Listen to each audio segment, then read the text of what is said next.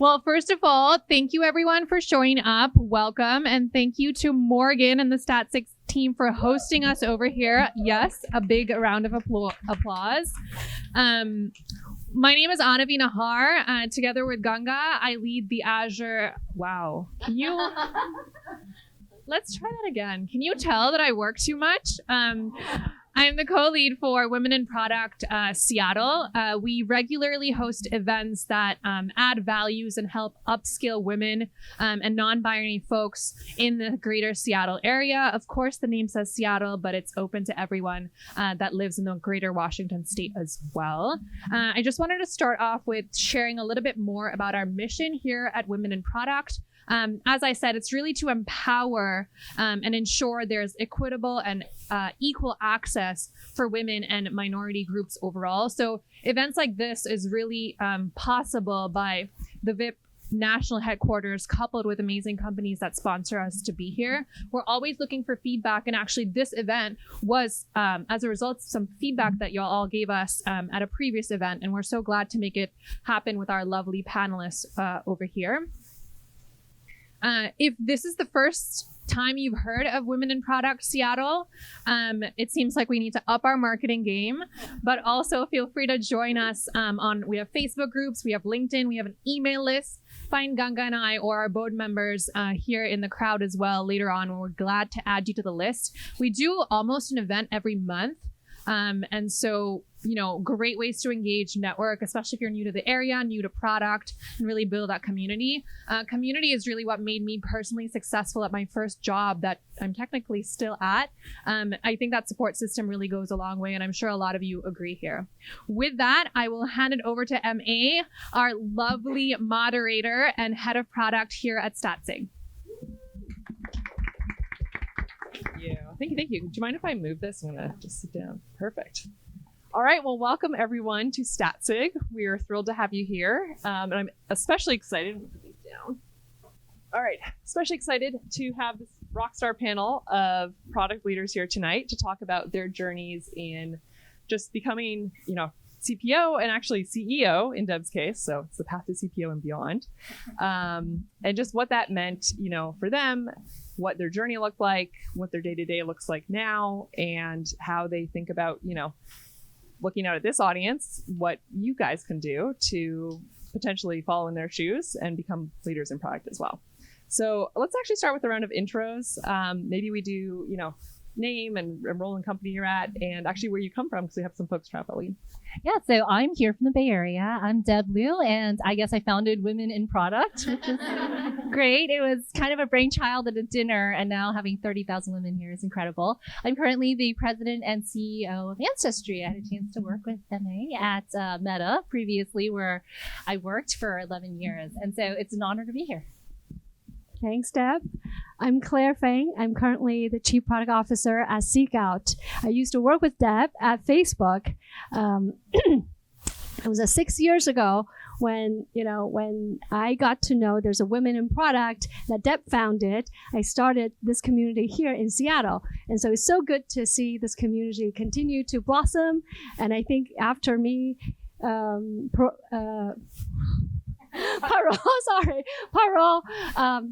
was the leader for Women in Product, and now, we have new leaders leading this community. So it's so good to see this community, coming together, continue to support each other.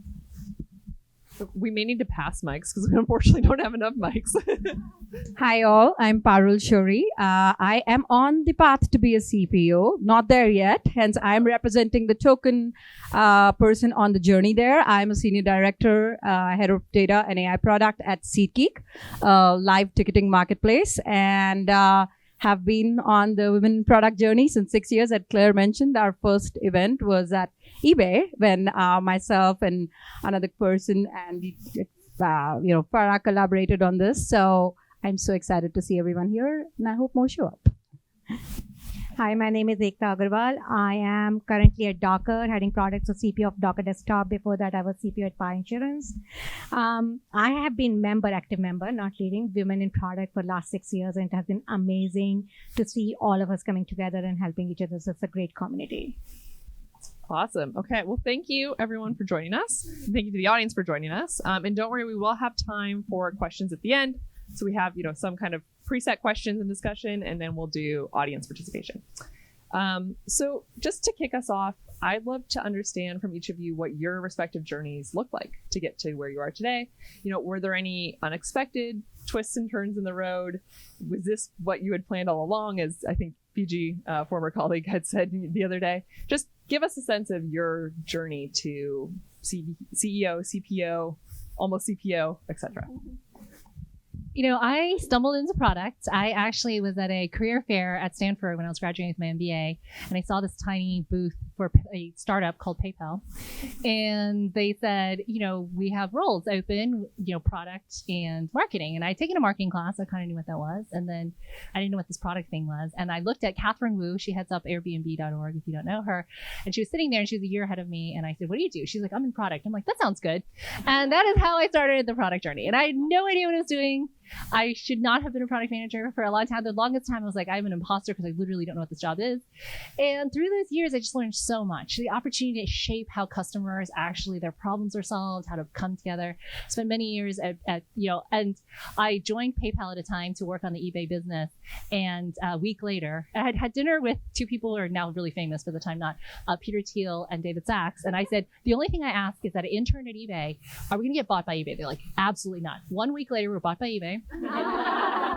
And they did say, we didn't know. We actually did do the deal in that week. And then later I led the eBay PayPal integration, which has now been taken apart. But it was just such an amazing career journey. And through that period, I also ended up at eBay leading buyer experience. And then I joined Facebook in product marketing, because I was unqualified to be a product manager because I didn't have a computer science degree, something which later we changed. And so my career has just been so incredible because I've had incredible mentors and leaders who helped me get there. And my product journey is really about solving problems that I'm really passionate about. And so, and even today, I'm very close to the product of Ancestry. I came in as a product-led growth leader at a company that just has like 40 years of history, but a very marketing-oriented company. And part of the reason I took the job was they were like, we want to transform the product. Unlike Deb was very lucky and stumbled upon the best job in the world. I'm very unlucky, and I crawled into the PM job.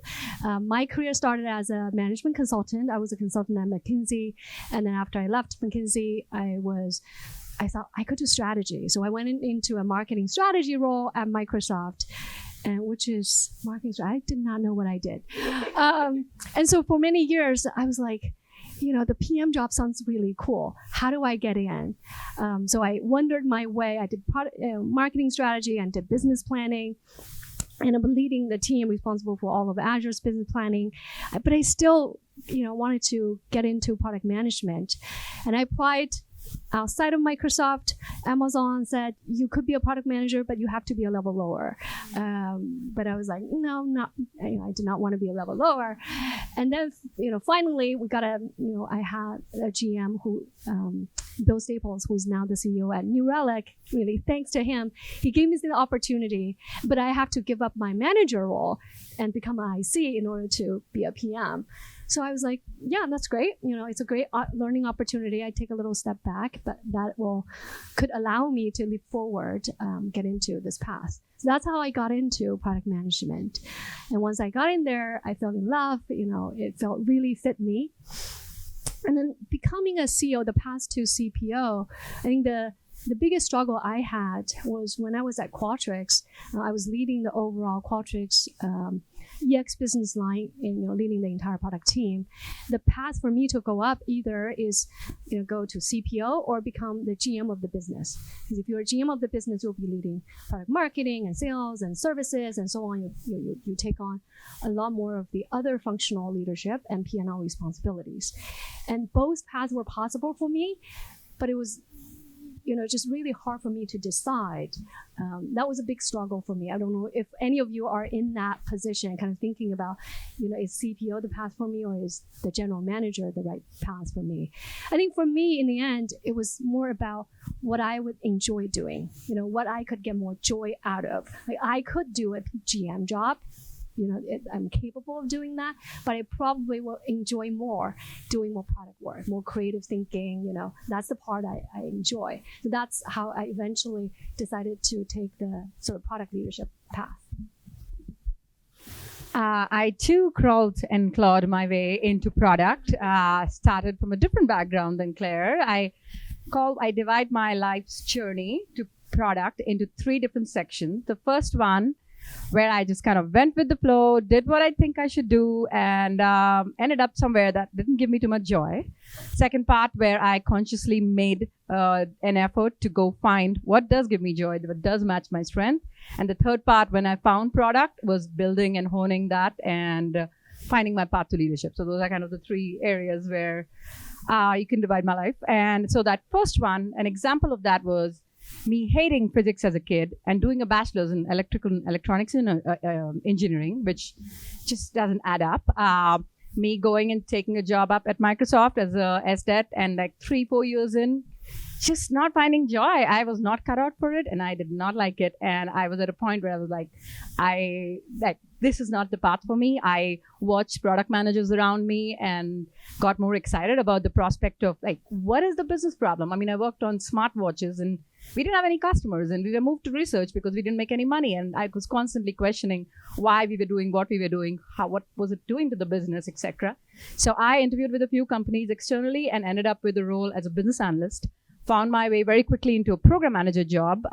Again, Microsoft was a big client, and I ended up managing a team of 20 people for Bing. And that's where I actually got to work very closely with the director of product, saw what they do, saw what I was doing was around how do we deliver on the initiative they've set, how do I make sure that we're executing well. But the questions around why I'm executing what we're executing, again, I was in a product which was really meant to draw eyeballs to Bing. That was the only reason it existed. And I questioned, how am I really helping the world with this? And those questions led me to going, I'm gonna get into product. And it wasn't easy. I didn't have an MBA. So I started by telling everybody I knew I wanted to be in product, taking on consulting gigs. I consulted for Nordstrom, T-Mobile, and a few other companies locally, and then realized, okay, I kind of got the hang of it, but I don't want to be a consultant because it's no fun. You don't get to watch that baby grow and own it.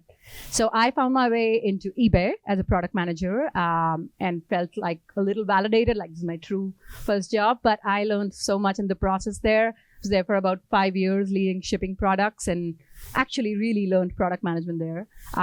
Then decided I want to try startups. And so the last few years have been over a course of 2-3 startups, really honing again product leadership, building those skills, and loving what I do. So yeah.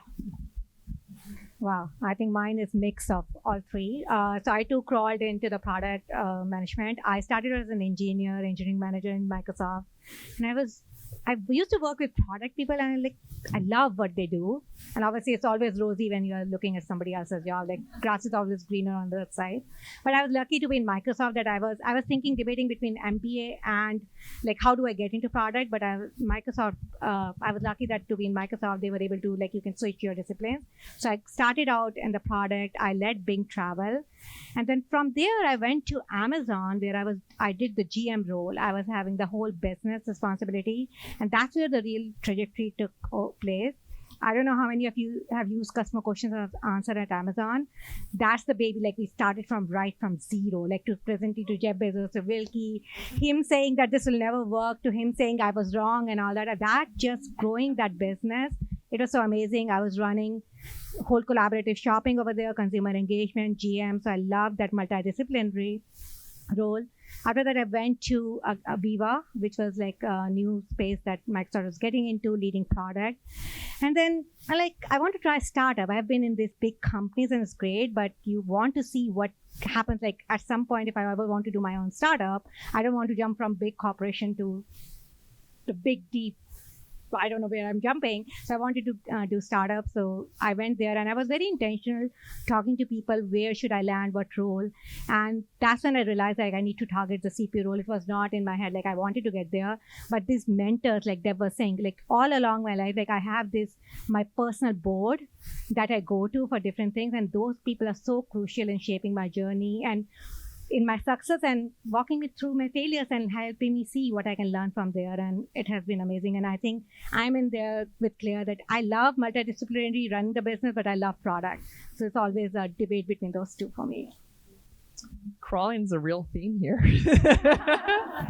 So obviously, if you're crawling, that kind of highlights the struggle and all the hard work and the hours and the energy and like sometimes the setbacks too of getting to where you want to go. And I think from the outside, it can look really easy. It's like, wow, they're successful. They did it. Like they're just there. But there's a lot that goes on behind the scenes. So what are some of the kind of learnings that you would say you took away that might not be so obvious to people just kind of looking externally at your journey? I have a mic.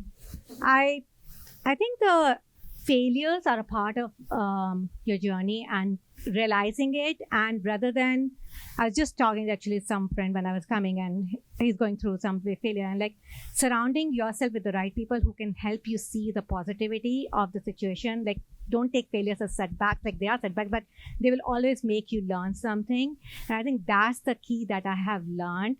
And there have been failures. Like we had this product that didn't work. It was just like a disaster in Amazon, and it was about, we wanted to make Amazon social, and it was just like people are not going to come and ask other people, what should I wear? I'm going to a party at red dress. That was the idea. Like as stupid as it sounds today, like at that point, social was a thing, Facebook was growing tremendously. And but when we started looking at data, we realized that there's a lot of specific conversations that are important, and then we pivoted that whole product, that whole journey from being failure, from being shutting down, to pivoting it to having a conversation platform across Amazon that's powering your watch party, your driver consumer chat and all. That's the kind of thing, like you can, I was like so sad, like this whole fail, like I could have sat down, but taking it, talking to people that what are the data you are seeing and pivoting it is important. And I know that's like not journey, but that kind of learnings, and these are learnings now. I know that there's a lot more in data, and fail fast is a thing, and then how do you pivot makes part of your journey, and then how do you rally around people, influence is the key. So I think setbacks are part of life, don't fight it, and then surrounding yourself to people and finding the silver lining is important. 10 years down the line, you will be still talking about it, that how you moved away or how you had that, like it will be a part of your journey. Yeah, I would say yes, absolutely. I think one of the biggest challenges that I see is that we teach our kids in school the wrong thing. And we all went through the school system and we're taught everything's a meritocracy, right? There's like an SAT score, there's a grade, there's an objective function. I will tell you that 95% of the people in this room have the hard skills to be a very successful product manager or make it a CPO. And the difference is the ones who have sponsors and support. And that's it.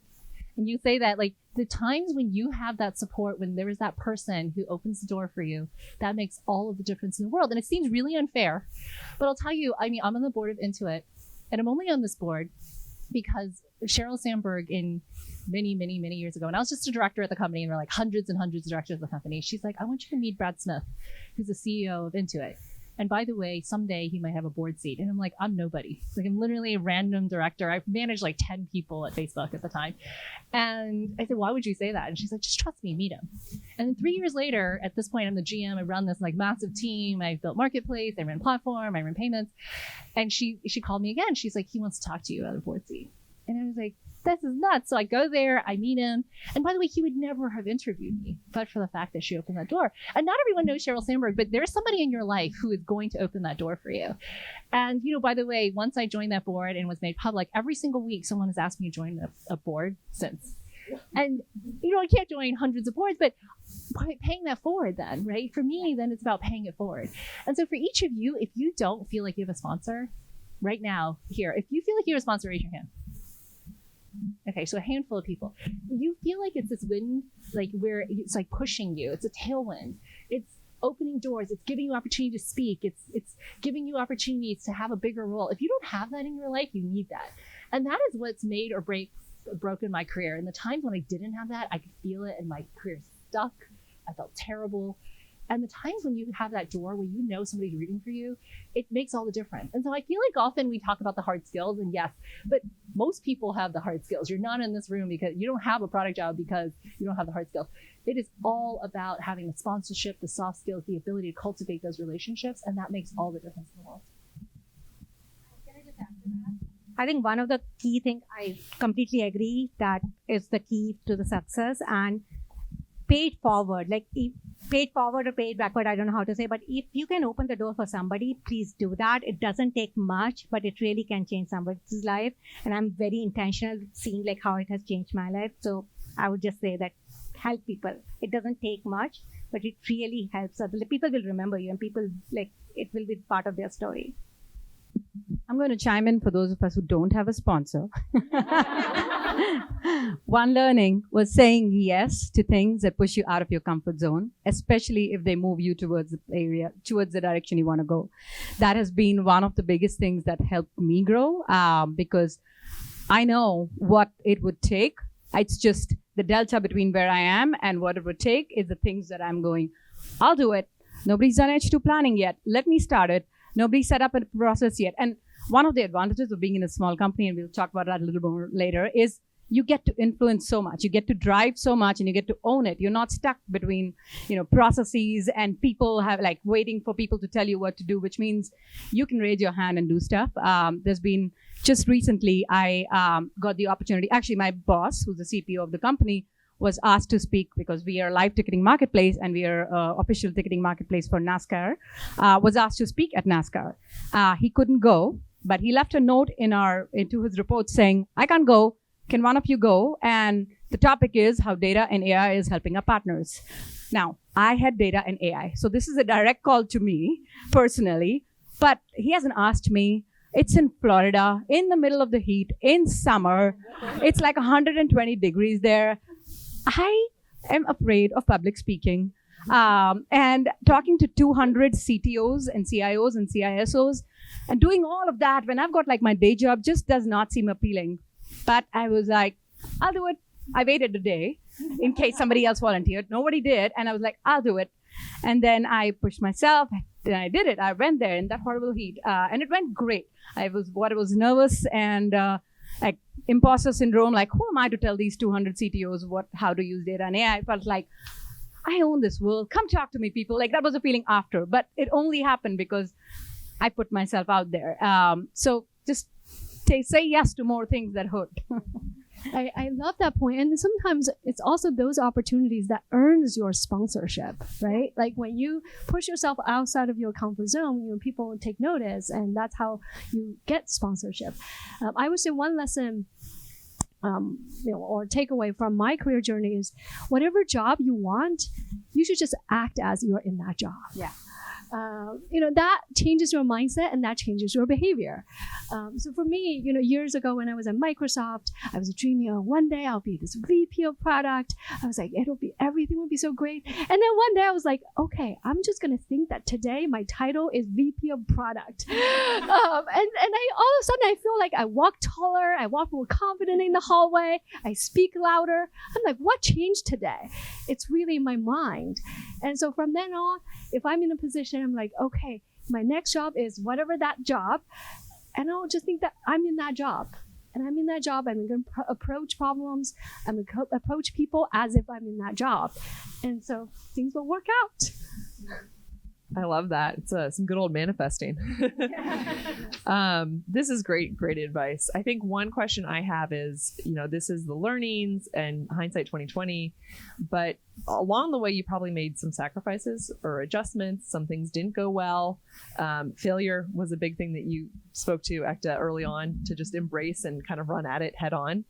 What are some of those adjustments or maybe sacrifices that you had to make along the journey?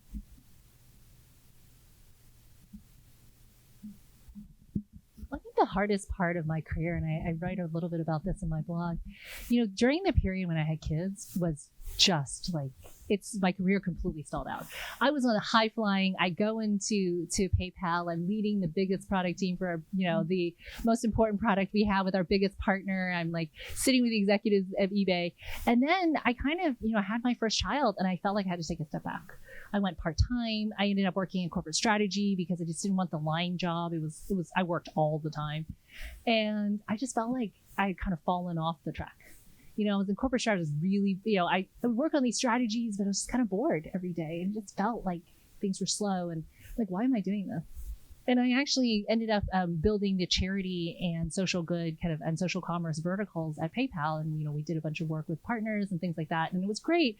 But every day I was just like, why am I doing this? And I actually went to the VP I worked for and I resigned. And I said, I'm done. And just maybe start a small business with my sister. And we had kind of a thing going. And I was going to raise my son, have another kid. And he's like, just wait. I'm going to get you another job. And he actually got me the job as the head of buyer experience at eBay. And I spent 2 years there. And then I got a call to go to Facebook. A friend of mine who was my head of engineering went over to Facebook and he's like, I'm at this hot company. There's like 900 people here. You need to come. And I thought, looks like they work all the time. No. Like, and actually he convinced me and I had an amazing career there. But during those 6 years, I actually took a demotion to go to Facebook. I went back to be an IC. I actually went to product marketing instead of product management, lost my team. Like I was starting from scratch. And I just felt like in those 6 years, I had a child at each company. And, you know, it felt everything was slow and hard and I almost gave up. And honestly, you know, looking back, I am so fortunate that I had people to keep encouraging me to keep going. But it was that lean in moment when, you know, you have to choose, like, do you leave? Do you drop out? Or do you actually keep going? And I ended up keeping going because of folks like Dana Solar. He was the guy who encouraged me, because Cheryl gave me the lean in talks before she wrote the book. And I interviewed with her and I was like, I don't know if I want to take this job. And she's like, I'll be giving you a seat on a rocket ship. Just get on. And I was like, what are you talking about? And, you know, and I just look back and I think, what if I had taken the other path? Like, what would my career look like now? And so it seems like up and to the right? Everyone's like, well, you just had an amazing career. But actually during those 6 years, it sucked. And I want to acknowledge that because I think sometimes we never talk about it, especially those of you who have kids. You feel it every day when you're going home and you're like, somebody's sick, you know, who's going to stay home with the child? Like, you know, my daughter was actually very, very sick for a year and I took her to the doctor every week and it was horrible. It turns out she was fine. She had this like underlying infection that they took care of, but it was one of those things where I'm like, I can't keep doing this. And so I just encourage you to really think about, what are these setbacks temporary, are they permanent? And I said to myself, if she has some sort of chronic illness, what should I do? You know, and now I tell people, I'm like, what does your future self in 2 or 5 years wish you did today? Because sometimes when you're in it, you can't be objective. And so I say, 2 years from now, this will pass. Then what do you wish you had done? Would you want to have dropped out? 5 years from now, when you're director or VP, will you have wished you had dropped out now? And then actually thinking about it that way has actually helped me really think through some really difficult circumstances. As I said at the beginning, you know, my path to PM, I had to take a sacrifice, going from a manager role to an IC role. Like that's sometimes when you know that's what you want and you know you can't have everything, right? So there's something you have to give. I think for me the biggest sacrifice is, as a woman, as a mom, you just have to, you can't be the perfect mom, and when you compare to other women who, you know, always shows up at soccer field for practice and you are not there, you're the last mom there showing up to pick up your daughter, those are the moments where I just feel like I'm inadequate, I'm not doing as good a job as a mom. But that's kind of the sacrifice that you make for, you know, taking a demanding job. When I left Microsoft, I jumped into a startup opportunity. That startup was based in China, and at the time they were planning to expand to the US. So I took the job thinking that they'll expand to the US, I'll have a role in the US. And so, but they wanted me to ramp up in the company headquarters in China for 3 months. So at the time, my kids were 4 and 6. And so I had to go to China for 3 months, and that 3 months turned into 9 months. And so for that whole period of time, like with little kids, you know, we are so far apart, and that was the hardest thing for me to do. But in the end, I was thinking, let's just make an experience for the family out of this experience. This is a choice I made. Whether it will work out or not, let's make an experience for the family. So during the summer, basically my husband brought the kids to Guangzhou, China. We signed them up to the Chinese school. I hired a nanny. So they were with me in the summer, and they had good 3 months in China learning Chinese and all of that. So overall, it was well sort of balanced experience for the family. But it was, you know, going in, oops, somebody moved. This happens at the same time every night. We should have anticipated this. Too quiet. I think someone's, yeah, there we go. Okay, perfect. Just need to walk her every few minutes. Yeah. yeah, that was my story. Like going into that experience, it felt like really big sacrifice. I can just say, I think in this also having the support is important. I know I keep saying that, but when I had my first kid, I had like Deb, like I took a step back. I just couldn't do everything. And like I need to slow down on the career and pause. When I had my second kid, I was coming out of my maternity leave when I got this Amazon offer, and it felt like so right and so like, and I wanted to do it, but I wasn't sure if I can do it or not. At that time, my husband said that he will take a job like that will give him time so that he can be around more at home, so that I can go to Amazon and do the work. I think that really helped, because if I had not had that conversation with him, or if he hadn't stepped up, I would never have taken that job and I would never have gotten. So I think in that case also having the right support system even at home is important, because these moments will always come of yourself. Awesome. Okay, so switching gears a little bit into everyone's day-to-day. So I think there's probably a lot of IC, PMs, or maybe like managers in the audience. How does your life change when you become a product leader? Like, what does your day look like now versus back when you were an ICPM? I can start. I think one of the biggest differences is how you operate and how you influence, because you're no longer in control of your own destiny. You're in control of the destiny for your team. And it starts with like, you can't just think, I'm going to spend a few hours, I'm going to solve this problem, and then I'm like, yeah, over the weekend I'll go drop it. You have to think about, does my team have a clear vision? Am I setting that up? Is there a clear strategy? Does every team under me have a clear charter? Is the overall responsibility split up in a way that every team can operate in a meaningful way and make progress? Am I making sure that they are set up for success? Am I putting in place decision-making criteria and principles for this team to operate by themselves without needing too much support? And so many things that you would just not think of as an IC, or even as a PM of like manager of a 1 to 2 person team. It's like when you move a big ship, it takes a lot to move the direction, a lot of planning, a lot of thought.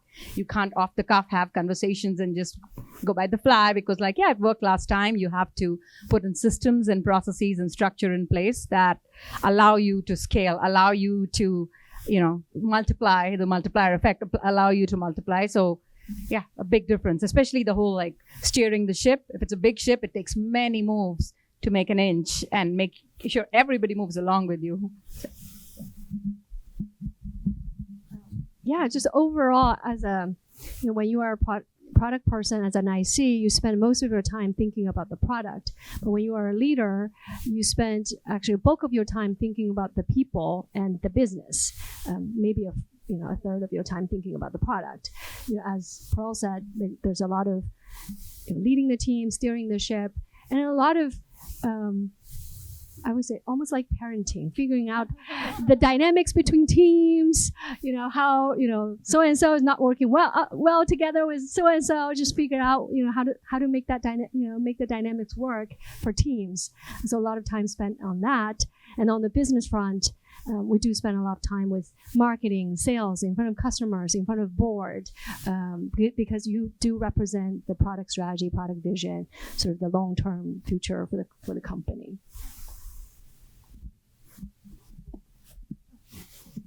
One more thing to add, that it's also the shared culture that you need to create with the team, which is quite different from when you're working with a small team, and the ways of working and knowing when to lean in, when to zone out, knowing how things are working 2 levels down without having to micromanage by just setting the right processes. So there's a lot of subtleties there. Yeah, I've heard the ratio of kind of people and product shifts as you become a leader. I'm curious, Deb, in your extreme on like the CEO role, what's your ratio? How does your day-to-day look? What's really interesting is, when you're in product, you get to think about the product problem so deeply. And then as you scale, your whole job is to lead through other people. And that multiplies as you go up the organization, because now I have to think about, how does our budget for next year, how much are we spending on, benefits versus raises? How much? And so the things that you think about, the product is the core of what our customers experience. And yet the things that I never thought about, like I had a 1,000-person team or whatever at Meta, and I just never, I didn't determine when the holidays were, or how many what the return to office policies were. Like we would have people did that stuff, right? And now I'm like, oh, what should we do? Like, how many days of free lunch should we have? What should we require? How far can people move? Like, and you're thinking about things that are very much about culture. And I think, when you're in the product, you really get the chance, and it's a luxury to think deeply about a product. But then when you actually broaden your scope, you're now thinking about the culture of your team. And now I'm thinking about a culture of an organization that's global, and how choices we make can impact people in very, very different places with different ideas. And so it's been a learning journey for me, working, for example, with like bankers on like debt placement, like it's, and talking about other things. It's been a fascinating experience. And I just realized that I miss some days the luxury of playing around with the product, and I think our product managers I see some of our product managers here feel like I'm too involved probably, but I actually, some days I'm just like, I really miss that, being able to deeply go in the product, but there's so many other things like vying for your attention. Actually, yeah, follow-up question on that. You mentioned culture, and I think culture is huge. And when you're CEO, obviously you have a huge role in setting culture, but I think CPOs and product leaders on teams also often set the culture of the team at whatever level you're at, right? So how have you guys each thought about culture and just being really intentional about building culture on your teams? Well, I think, company culture and team culture, if you think you don't have a culture, you're wrong. There's already a culture there. It's just not named. And so I always encourage people, name the culture that you want and actually have it exist. Like you see posters here I saw on your, No Sacred Cats. A lot of posters. A lot of posters here. But part of that is it's not just the posters and the words, it's how you live things every day. And your team is going to embody whatever it is, whatever you shine a light on, whatever you reward, you're just going to get more of that. And I think sometimes we just sort of say, well, I'm not good at culture. It's not something I care about. But culture just is created even in absence. And so being really intentional about what are we rewarding? What are we calling out? Are you, some cultures are like hardcore, right? Like they call out the person who stayed up till 1 o'clock in the morning and finished X. So what are you gonna get more of? More people who set up their email to send at 1 o'clock. I'm just kidding.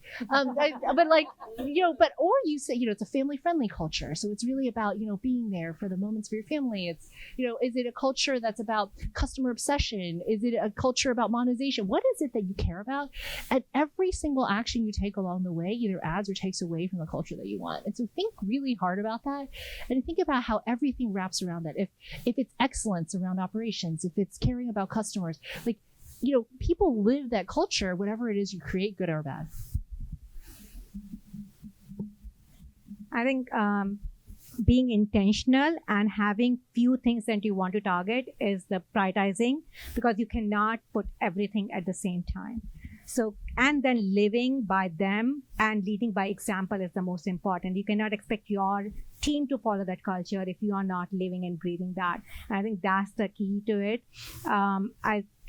Amazon was very interesting for me. I think their leadership value, you would hear them every day in some shape or form. I started using them on my kids. I was so much I'm like, where's your ownership? I'm like, what am I talking about? I think driving, picking and choosing and then really living it as a leader and you lead by example, right? As a leader, you drive that culture. And I think that's the key for me that I've learned.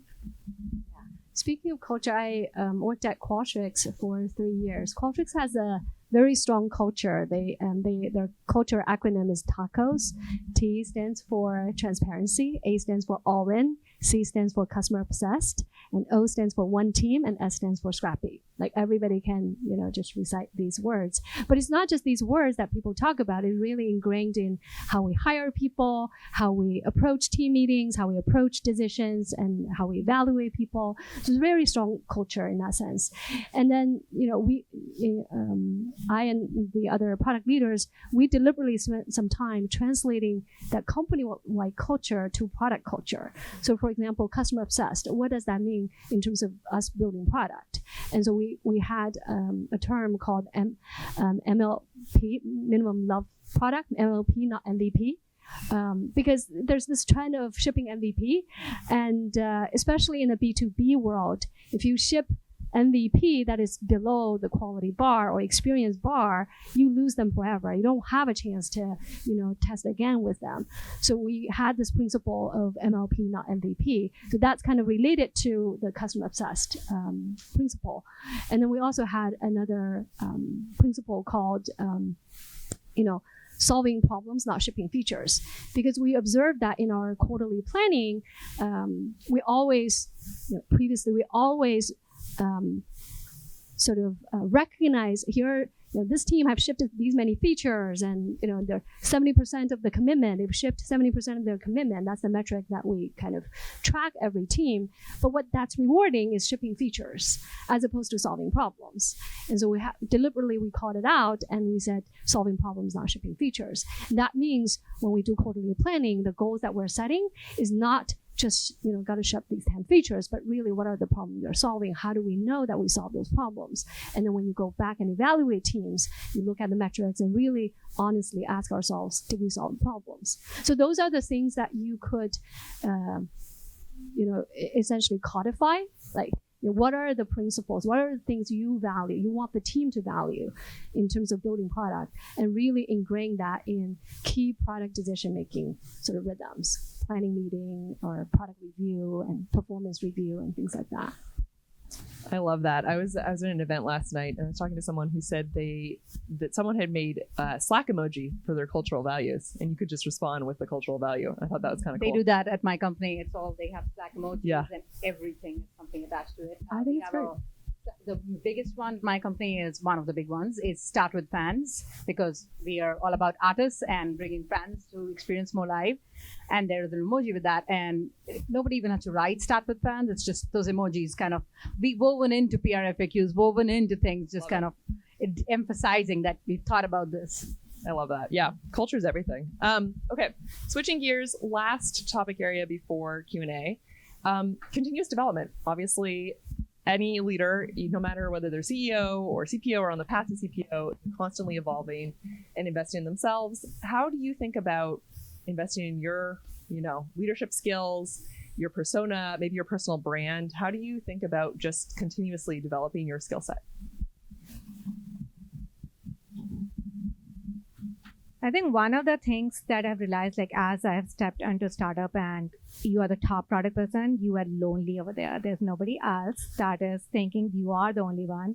So I have become more intentional in the networking, in reaching out to people, learning what's happening in the industry, how they are solving problems, what problems they are solving. And then I joined a couple of organizations. There's Round, there's Athena and all, like just to learn more. And it used to be less of intentional when I was in Amazon, Microsoft, but like I realized that I've lost that support and I need to be intentional and keep on investing in myself, because you can get bogged down with the day-to-day work and you will forget getting that. So that's one of the things that changed from big company to startup. So one thing I do is every year I have this whole rule around New Year's resolutions, and I've been doing this for 20 years, which is I pick up things and I challenge myself. And so a few years ago, I was like, I'm going to write a book. I don't know why I thought to do this, but I wrote a book and I put out a book last year. 3 years ago, I said, I'm going to write a Substack, a newsletter, and I was going to do it just for 1 year. And I did it for a year and I did it for another year, and I'm in year 3. And, I don't do this like to be an influencer or anything. I just have a lot of things rattling around in my head. And so, people are like, you've been writing for 3 years. Don't you run out of things? And I'm like, it's amazing how when you're just like, if you just force yourself, you have all these ideas, right? And yet they just kind of go away. And so half the time I just like take a note if I hear something in a panel like this, or I go to an event, and then I think, what if I just thought more deeply about this for an hour and actually wrote it out? And could it help somebody? And I did that, and it has really forced me to actually learn new things, because I think, I heard this thing called something about wrestling. There's this thing called kayfabe, which is basically how wrestlers, and my dad loved wrestling. So I watched wrestling with my dad my whole life. He's like the immigrant from Hong Kong. And, wrestling fans know that it's fake, and all of the people in wrestling know it's fake. And they have this thing, which is you maintain the illusion of it being real. And then I wrote this about how in our workplaces and in our lives, we have this thing where there's like all these, it's like the TPS reports you turn in. People pretend they read your updates, your HPMs. People pretend, like there's all these things you pretend. And, And I did a bunch of research on it. I just got really deep into it. And for 1 hour, I was like, I'm going to learn about this and I'm going to write something. And so each week I learned something new. This week it was about my friend who's been doing fractional executive work. So many people ask me about this. It's not something I know anything about. So a lot of product managers who take time off are like, I'd like to do a fractional thing. And I'm like, I know nothing about this, but I have this friend. And I kept sending it to her. She's like, I'm just going to write this for you. So you stop sending people to me. And I learned so much from that experience. She wrote it and then I edited it and she wrote some more. I asked her more questions. And it was just such a great experience learning about a thing I knew nothing about. She started a fractional firm and, we worked together like 20 years ago. And so, each time I learn something, I think, what if other people wanted to learn the same thing? And so I just forced myself to do that. And it has been so rich because I meet so many people who call me and say, hey, I learned something, or I learned something new, or, this really enriched my life. And so I find that if you just challenge yourself to do one thing, whatever that is. And for me, this writing it's kind of like great therapy too, because you're working through your problems while you're writing. And at the same time, I feel like I can add something to the world. And so whatever that is for you. And, I think it's really important that you have something and you feel like you're learning not just your job. I think a lot of times in your job, it can become 120%. But if you just leave 10 or 20% of space to be something else, to learn something else, you will grow so much faster. And those are the step function things that will actually make your career. That is so cool. Yeah. I love what you're saying, 10 to 20% learning something outside of your job or even outside of your profession. I find myself lately spending my evening time not reading about technology news or product management news, but rather kind of learning things that really makes me healthier. Because as, busy mom, we all get very little sleep. We all get stressed during work. So I find like having the ability to manage stress and, be healthy, that's very important. So I spend my evening hours doing meditation, doing yoga, stretches, and that's good learning for me. Like recently, I just learned more efficient way to, learn to stretch, which is fascinating, but that's a topic for another day. So it's fun to learn those other things that has nothing to do with your job, but somehow will benefit you as a person. I'll just add a little bit in that podcasts is something that I put on my ear a lot and just kind of let run through. There are some, industry leaders here I just get amazed of how they structure their thought and they convey the message so succinctly, which is just something I'm constantly struggling with. So I listen from that perspective. I'm like, could be any topic, but how are they synthesizing that information? How are they making it interesting? How are they making it relatable? And so that's one thing I do. And then it's really hard to force yourself to make time to invest time in yourself. But one of the things that I just did is I was just telling Deb that I signed up for a peer-to-peer coaching network, which is like one of these coaching circles. Women in Product has some. But the goal is that I'm going to dedicate an hour every 2 weeks with a bunch of people, or 2 hours, and just listening to other people. Again, the advantage is that they're all in a very similar industry, so they're going to be similar types of problems, learning from them, bringing my things, like consciously thinking about what do I want solved. Because I think it's the conscious thought that we just don't get time to do if we don't make time for it. Because it's really easy to get, like, it's been a year since, oh yeah, I did my job, I came back. But how often did you really sit and think, what did I take away? Where is this going? What should I do differently? And just be retrospective about it. Okay, last question. This is a lightning round, and then we're going to do Q&A. 1 to 2 sentences, advice for folks in the audience who may want to be CPOs or CEOs themselves. Always be learning, because somebody who is growing every single day, even 1%, will always exceed the best expert, the person who is there today. Always act as you are a level higher than where you are. I'm not there yet, but what's getting me there is always being curious, humble about what you don't know, confident about what you do, and be very open. I don't know this. I want to get great at it. How can I learn? How can I help? Coming from a true mindset of wanting to get better, I think helps a lot. Mine was going to be always be curious, but I would add to it that if you see an opportunity, reach out. Don't hold yourself back. Like, I think 10 people will say no, even one person will say yes and meet up. Like, just reach out also. Well, thank you. This was a phenomenal panel. Thank you so much. Let's give them a round of applause and then Q&A. Okay, so I think we have some mic runners. Yeah. Okay, Sammy, any questions? Oh, sorry. Thank you.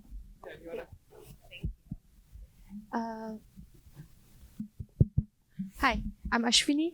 My question is the role changes time to time, over the years. So, software developer to business analyst, maybe consultant, and maybe program manager, product manager, and stuff like that.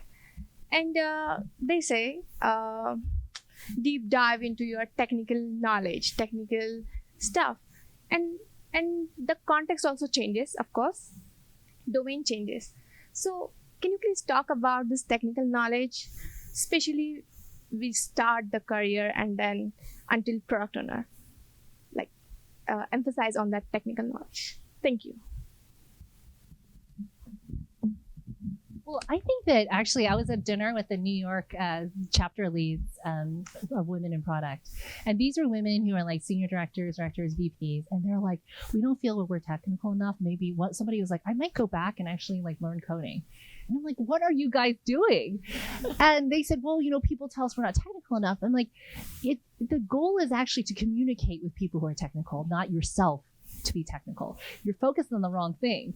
And I realized something is like often, by the way, women early on, they're like, you're not strategic enough. And then when you get senior enough, they're like, you're not technical enough. Yeah. The answer is never you're great. Okay. So I just said, what are we doing here? And we talked about it and people were like, yeah, because people tell us we're not technical enough. Like, but the goal is, what is the goal of the company? What are they trying to solve? You're not needing to code the APIs or like figure out the uptime. Your job is to solve customer problems in a way and articulate that to people who will actually implement the code so that those problems can be solved.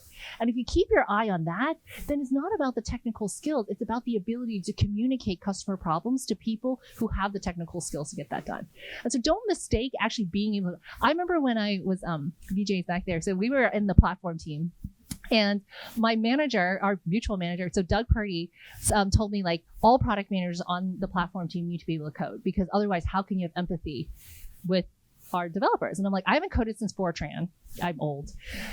And I don't plan on learning how to code. And eventually I took his old job.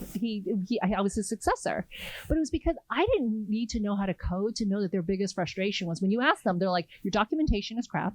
You have tons of bugs and you change stuff all the time. I'm like, well, what if we documented things better, fixed our bugs and actually didn't change things all the time? They're like, that's great. And we improved the NPS scores from like super negative to actually positive. The point was, I didn't need to be technical to know that the documentation sucked. A bunch of people just told us, and you can fix that. And so I think a lot of what the problem is, and being careful. I wanted to add something really quick. I am in one of the most technical jobs of my career right now. After not at all being technical for the last many years, I live in the land of like Airflow jobs and Kafka queries and Redshift and ML models and if I was a little junior, this would have overwhelmed the heck out of me, and I would have been like, these guys know too much, and maybe I'm not really qualified to be here.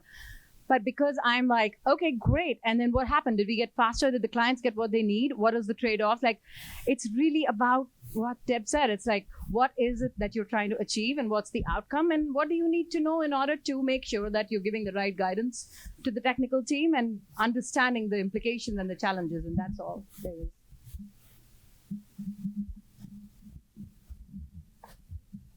Talking about building your sponsors, so what are some of the things that work for you? Was there ever a magical moment when you found, aha, this leader is vouching for me, so that maybe that's my inherent sponsor? Or did you take any conscious steps to build those sponsors? Just curious what worked for each of you. Well, for me, I actually wish I was more intentional. And people often ask me, how do I get a sponsor? And eventually I had to write an article because I sponsor a lot of people, but I couldn't figure out why I chose these people. And then one day somebody on my team came to me and he said, I see you sponsor the people around me, some of my peers, and he named some of them. And he said, why don't you sponsor me? And I said, you know what? Let me think about it because I don't want to answer you glibly. And then a few days later, I set up time with him and I said, I think I know what it is. Every time we talk, when I ask you a question, I feel like you're answering what you think I want to hear, not what the truth is. And he said, I had no idea. He's like, I was afraid that you were judging me. I said, I'm actually judging you for not being transparent with me. And after that, we had such a great relationship because for the first time, I felt like I really saw who he was and what his challenges were. But if he had not confronted me, I don't know why I didn't sponsor him. And so that really forced me as a person to think, well, what is it that makes you want to sponsor somebody? What makes you have that relationship? And I realized it's a you feel like you can trust that person.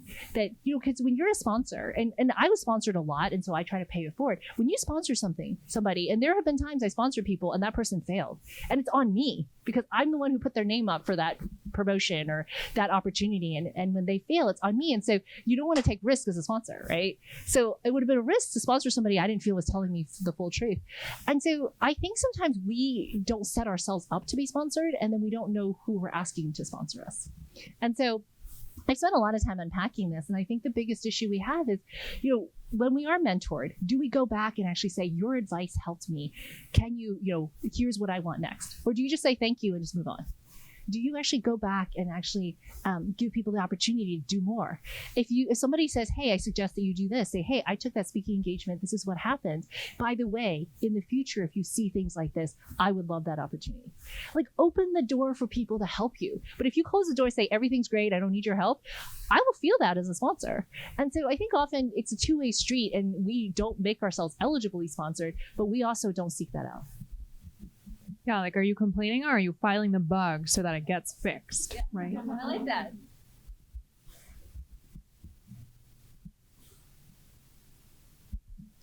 Hi, thank you again for being here and speaking to us. A question I had is, so all four of you ladies have very different trajectories to the path to CPO. So from big tech to startups, to like medium tech of sorts. So a question I have for you is, for some of us who are maybe, thinking about this in another 10, 15 years, as you're evaluating your next role, right, were you maximizing for scope, for title, as you were thinking about your next job? Like, what was the mental model at mind as we're thinking about getting to CPO, but all these mini steps we have to take along the way? I think different people will have to ask yourself, what's the dimension you want to optimize for? I think for me, taking on this job, I was optimizing for joy. Like, what job will give me the maximum joy if I take it? Deb knows, because I was, when I was in this, pondering, which job should I take? And there were, three equally good options. Some were great in the sense of great brand name, and others were great in terms of the, compensation or whatnot. But in the end, after I talked through with Deb, and she basically said, you already have your answer. Like, she did not even tell me, but she said, you already have your answer, because the way I described the job, I had so much passion describing this job that I'm in right now, because I truly think that I have more joy in this job. And so, that's a very simple decision. She said, you already know your answer. Why are you asking me? So for me, I was optimizing for joy. The reason for that is, of course, day to day, you want to be happy, right? Like, what kind of things will make you happy? But also, when you are happy, when you have joy, then you can accomplish more, right? You can create more, you can accomplish more, you will do better. So that's what I was optimizing for. Thank you. Thank you all.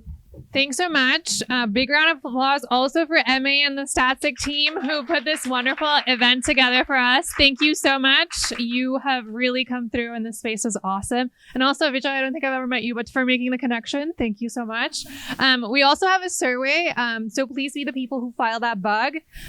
We get better when we listen to other people and grow and learn. So just scan the QR code, please.